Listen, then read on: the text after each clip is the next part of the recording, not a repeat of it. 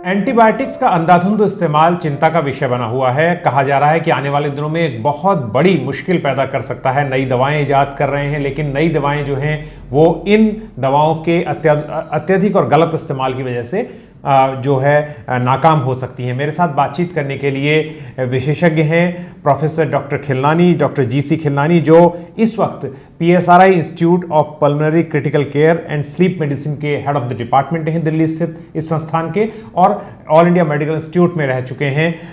Doctor Khilnani, मैं आपसे जानना चाहता हूं कि हमने जो ये इसके खतरे के बारे में इधर उधर सुना है, आपको सुना है कई बार, लेकिन अब आप कह रहे हैं कि स्ट्रक्चर्ड गाइडलाइंस हमारे सामने हैं कि एंटीबायोटिक्स का इस्तेमाल जो है वो कैसे हो या ना हो, कितना हो। तो ये तो गाइडलाइंस क्या है और खतरा आज की डेट में क्या है?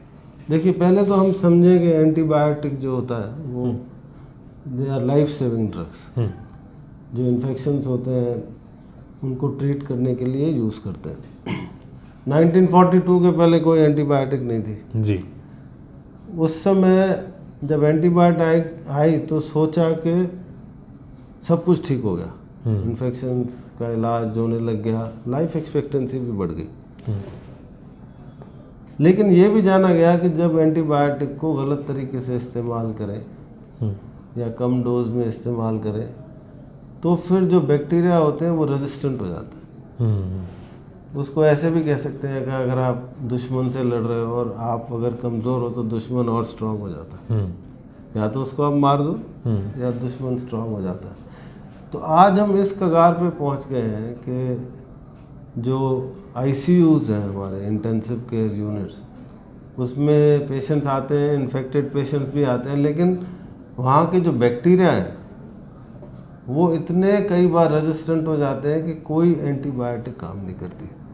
ये हॉस्पिटल्स में हो रहा है? हॉस्पिटल्स में हो रहा है, आईसीयूज़ में हो रहा है, जबकि विदेशों में काफ़ी कंट्रोल कर लिया गया, लेकिन भारत में ये देखा गया है कि ज़्यादातर आईसीयूज़ में, जिसको हम हॉस्पिटल एक्वायर्ड इन्फेक्शन कहते हैं, वो इतने ख़राब होते हैं कि पेशेंट हॉस्पिटल के इन्फेक्शन की वजह से उसकी कई बार डेथ भी हो जाती है।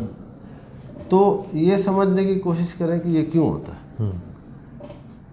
अगर एंटीबायोटिक का इनडिस्क्रिमिनेट यूज़ किया जाए, इस्तेमाल किया जाए, या कम डोज में इस्तेमाल किया जाए, या जहाँ ज़रूरत नहीं है वहाँ इस्तेमाल किया जाए, तो बैक्टीरिया उससे रेजिस्टेंट हो जाता है। जैसे मैं देखता हूँ, आपको एक सेकंड रोकूंगा, कि खांसी होती है तो लोग डॉक्टर का पुराना पर्चा उठाते हैं, कहते हैं 5 दिन के लिए दिया था सिप्लॉक्स या कोई दवा, उसको उठा के खा लिया।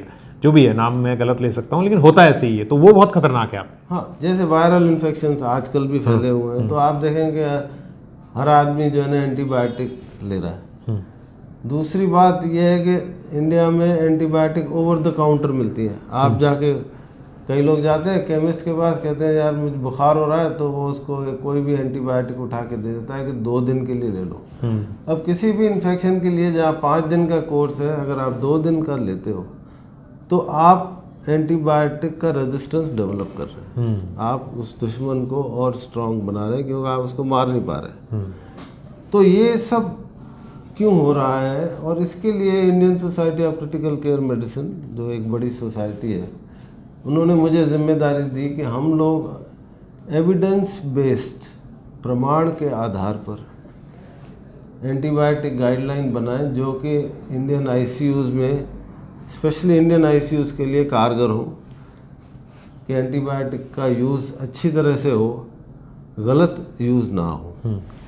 इसको लेके हम लोग करीब 50 एक्सपर्ट, ऑल इंडिया इंस्टीट्यूट के अंदर मीटिंग हुई थी 2 दिन की, और हम बैठ के पूरा डिस्कस किया थ्रेडबेयर, और हमने उसको एंटीबायोटिक गाइडलाइन लिखी है जो कि एविडेंस बेस्ड है। जितना भी देश विदेश में, पूरे इंटरनेशनल लेवल पे जितना भी लिटरेचर है, उसको रिव्यू करके हमने हर चीज़ के लिए गाइडलाइन लिखी है कि किस बीमारी में क्या क्या देना चाहिए, कितने डोज में देना चाहिए। ये डॉक्टरों के लिए भी है गाइडलाइन? डॉक्टरों के लिए ही है। हाँ, डॉक्टर लिए ही है।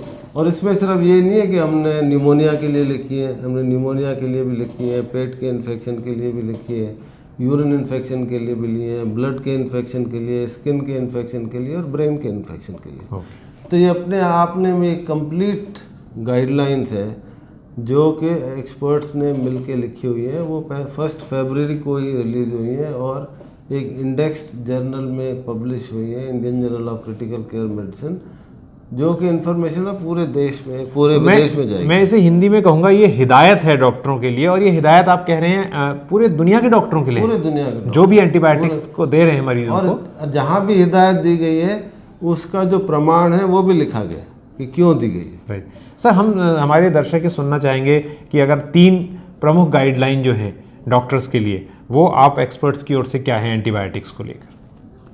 नहीं, 3 गाइडलाइन मतलब कि हाँ, गाइडलाइन जो है, प्रमुख बातें जो हैं इसकी, अगर मैं हाईलाइट, प्रमुख बातें ये है कि एक तो निदान ठीक होना चाहिए, बीमारी का पूरा पता होना चाहिए। दूसरा ये कि माइक्रोबायोलॉजिकल टेस्ट यानी बैक्टीरियोलॉजिकल टेस्ट हमेशा होना चाहिए, और सही दवा सही डोज में और सही समय के लिए देनी है। तभी जाके ऐसा होगा कि आप जो है ना दुश्मन को पूरा मार देंगे तो आपको आपके आईसीयू में, आपके हॉस्पिटल में जो रेजिस्टेंट बैक्टीरिया है उनका नाश होगा। डॉक्टर खिलानी जिस चीज़ की ओर इशारा कर रहे हैं, मैं सरल भाषा में उसे बताना चाहता हूं। वो ये कह रहे हैं कि डॉक्टर्स को इस बात के लिए कॉशियस रहने की ज़रूरत है कि वो ज़रूरी टेस्ट करें ताकि सही दवा दी जाए। कई बार ऐसा होता है कि दवा बदलनी पड़ जाती है, उसे हम नेग्लिजेंस भी कह सकते हैं। दूसरी बात यह है कि मरीज़ के लिए भी बहुत ज़रूरी है, यहाँ से सर बात निकल के आ रही है कि सही समय, जब आपने कहा डॉक्टर दवा तो लिख सकता है पर डॉक्टर अपने सामने उसको खिला नहीं सकता है, तो घर में मरीज़ का भी ये काम है कि 8 घंटे में अगर दवा का गैप देके खाना है और 10 दिन तक खाना है तो पूरा 10 दिन तक खाए। जी हाँ, ये आपने बहुत अच्छी बात कही कि मरीजों को जब हम कहते हैं कि लिखते हैं कि ये TDS फॉर 7 डेज, जब 2 दिन में थोड़ा बेहतर महसूस कर देते हैं तो लापरवाह हो जाते हैं, फिर तीसरे दिन वो खुद डॉक्टर भी बन जाते हैं। कई बार मरीज वो दूसरों को सलाह दे बंद कर देते हैं। ये एक बहुत बड़ा कारण है कम्युनिटी में रेजिस्टेंस डेवलप होने का। तो इसका थोड़ी सी जिम्मेदारी मरीजों की भी होती है, पर ज़्यादा जिम्मेदारी डॉक्टरों की है। राइट, ये जो गाइडलाइंस है ये क्रिटिकल केयर के लिए है, तो इसलिए मैं चिकित्सक की जिम्मेदारी ज़्यादा समझता हूं। राइट, लेकिन मैं इसमें, क्योंकि हमारा काम जो है इस प्रोग्राम में ये रहता है कि लोगों को अवेयर करें, तो मैं अपनी बात आपको बताना चाहता हूँ जो हमारा ऑब्जर्वेशन है और डॉक्टर की नज़र से, कि मरीज़ कई बार डायग्नोसिस भी खुद करते हैं, खुद ही डॉक्टर बन जाते हैं। वो ये नहीं कहते कि मुझे खांसी हो रही है, वो ये कहते हैं कि डॉक्टर साहब मुझे ट्यूबरकुलोसिस हो गया है, मतलब कि जुकाम है। तो मैं इसलिए इस बात को कह रहा हूँ। तो आप एक बात मुझे बता सकते हैं कि आज खतरे क्या हैं अगर बिगड़ जाए एंटीबायोटिक का खबर? तो मैंने सुना था आपको कि कहते, मैं चाहता हूं वो बात आप बताएं, क्योंकि तभी आप लोग ने एक बार पूरी गाइडलाइंस के लिए खतरे क्या हैं अगर एंटीबायोटिक्स का हम अंधाधुंध और गलत इस्तेमाल मरीज की ओर से भी मैं शामिल कर रहा हूं डॉक्टर के साथ, तो क्या होगा? नहीं, एंटीबायोटिक का गलत इस्तेमाल होने से के बहुत सारे खतरे हैं। सबसे पहला तो यह है कि रेजिस्टेंट ऑर्गेनिज्म होते हैं, बैक्टीरिया होते हैं, उससे इन्फेक्शन होता है, तो आपको फिर हायर एंटीबायोटिक जो बहुत एक्सपेंसिव होती है, एक दिन में 20-20 हज़ार रुपए की एंटीबायोटिक देनी पड़ती है रेजिस्टेंट बैक्टीरिया को, और फिर उसके साइड इफेक्ट हो सकते हैं। उसके फिर साइड इफेक्ट होते हैं। लेकिन कई बार ऐसे भी बैक्टीरिया होते हैं जहाँ पर एक भी दवाई कारगर नहीं होती, तो उससे जो है हम उसको जो मॉर्टेलिटी कहते हैं वो भी बढ़ जाती है। तो न सिर्फ ये खर्चा बढ़ता है, इसमें जान का खतरा होता है, न सिर्फ उसको जिसको ये रेजिस्टेंट बैक्टीरिया होते हैं, पर उसको भी जो पेशेंट बगल में होता है। तो ये एक बहुत बड़ा मेनेस है, एक बहुत बड़ा ख़तरा है मैनकाइंड के लिए, जो एंटीबायोटिक रेजिस्टेंस है, और ये बहुत बड़ा मसला है जिसको कंट्रोल करना बहुत ज़रूरी है। आखिर में सर मेरा सवाल जानकारी के लिहाज से मैं जानना चाहूँगा, क्या गवर्नमेंट का या WHO का इस दिशा में कोई स्पेसिफिक प्रोग्राम भी है कि एंटीबायोटिक्स का जो फेलियर है चाहे किसी भी वजह से रहा उसको हम कैसे? नहीं, सरकार, भारत सरकार बहुत कारगर है। Drug controller general of India की गाइडलाइंस होती हैं, WHO भी अपने रिकमेंडेशन हमेशा निकालते हैं। लेकिन यह है कि जो एंड यूजर्स हैं, हम लोग डॉक्टर्स हैं, तो ये जो डॉक्यूमेंट है, ये जो हमारी जो ये गाइडलाइंस है, इसको थोड़ा ऊपर करके दिखाएगा। ये जो गाइडलाइंस है, ये डॉक्टर एकदम पढ़ के उसको इमीडिएटली शॉर्ट में पता लग जाएगा कि इस कंडीशन के लिए क्या दवाई देनी चाहिए और उसका क्या इफेक्ट होगा और उसकी कितनी स्ट्रॉन्ग रिकमेंडेशन है। तो हम आपको इस कार्यक्रम में ये बताना चाहते हैं कि एंटीबायोटिक्स आपकी जान बचाने के लिए हैं। डॉक्टर्स के लिए तो हिदायत आ गई हैं, मैं बार बार डॉक्टर साहब की बात में एक बात जोड़ रहा हूं। तो अब मरीजों की भी जिम्मेदारी है कि वो अपने टेस्ट ज़रूर कराएं, कंफर्म करें डॉक्टर से, एक बार उनको जोर दें कि उनके तमाम टेस्ट, जैसे माइक्रोबायोलॉजिकल टेस्ट की बात कही, और वो हो गए हैं और सही एंटीबायोटिक सही वक्त के लिए, सही ड्यूरेशन में, सही गैप के साथ खा रहे हैं। और स्वस्थ रहिए और हंसते रहिए। एक बात मैं और भी कहना चाहूँगा कि कृपया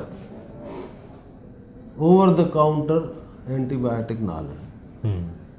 एंटीबायोटिक्स को हमेशा डॉक्टर की सलाह से ही लें, ये बहुत ज़रूरी। ये बहुत महत्वपूर्ण बात डॉक्टर साहब ने कही कि जाके किसी भी केमिस्ट को ये कहना बिना किसी टेस्ट के, जो कि उन्होंने सबसे पहले बताई, जो गाइडलाइंस का हिस्सा है, बिना किसी टेस्ट के, सही टेस्ट के कोई भी दवा खाना आपके लिए तात्कालिक तो फायदा उसके लिए हो सकता है, एक आध हफ्ते के लिए, महीने भर के लिए, लेकिन वो बीमारी जो है, दुश्मन छुप कर बैठा है, वो लौट कर जरूर आएगा। इस बात का ख्याल रखिएगा।